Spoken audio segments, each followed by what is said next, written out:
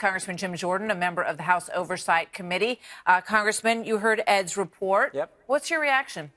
If the Senate Intelligence Committee is so bipartisan, why did Senator Warner say he just wanted to meet no one else in that meeting except him, the lobbyist, and Christopher Steele? Why did he say he didn't want a paper trail, and why was he willing to travel to London privately just to meet with Christopher Steele? If it's bipartisan, it should be bipartisan. So I understand the statement that came from the chairman, but that's the first reaction I have is, really, is this if this is how bipartisanship works, then I'm a little confused.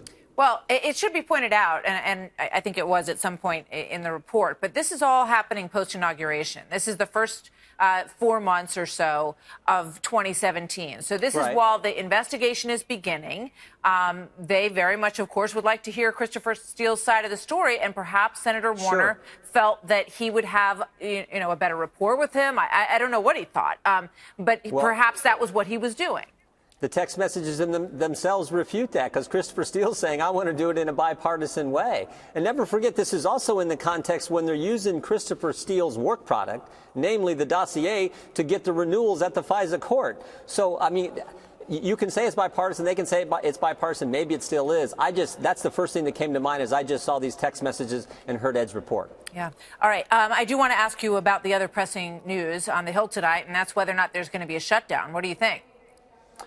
Look, we'll see. Senator Paul is over there giving, I think, a good speech he did earlier tonight on some important issues. What I know is we shouldn't spend this kind of money. I mean, this is close to $1 trillion, a quarter of $1 trillion in new discretionary spending, 230-some billion. And I would bet there's not one Republican candidate, one Republican member of Congress who ran and said, I'm going to increase discretionary spending $230 billion if you give us control of the House, the Senate, and the White House. And yet that's exactly what's happening. So this is a bad deal. I hope it fails in the Senate, but if it comes back to us, I hope we vote it down and send back to them the same bill we sent to them 2 days ago, which takes care of our military but doesn't grow government.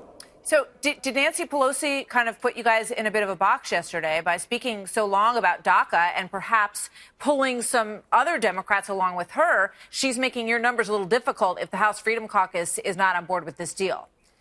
Well, we'll see. I actually hope the Democrats vote no, and then if the Democrats all vote no, we got enough votes to stop it, and then we can do what we told the American people we were going to do, namely take care of our national defense and security needs, but not grow the rest of government, not continue to grow these social welfare programs, and actually do something that's consistent with Republican principles and consistent with the mandate of the 2016 election. So I hope all the Democrats vote no. If that's the case, we will definitely stop this bill, because the Freedom Caucus is against it, and so are a bunch of other conservatives in the House Republican Conference.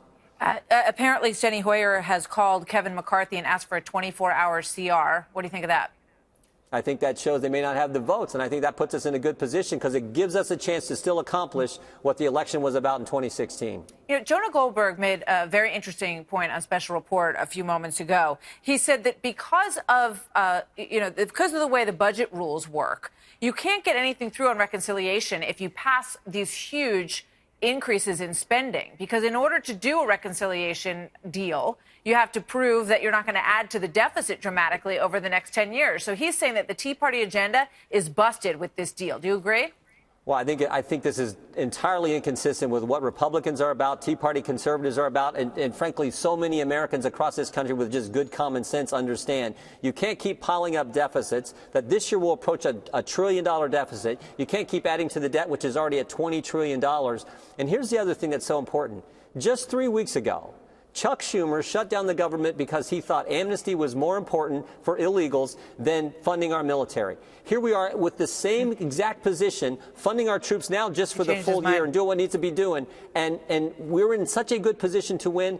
And yet, what's our leadership say? Oh, we're going to hatch a deal where we just keep growing government and keep doing the same old that this town is so known for, but the American people so despise. I think you're right that this is not a deal that, people who looked at the election and said, okay, well, now Republicans are going to be in charge of the White House, the House, and the Senate, ever thought that they would see, with absolutely no spending cuts anywhere and a lot of growth in spending and growth in government. So, Congressman, thank you. Good to see you always. You bet. Thank you.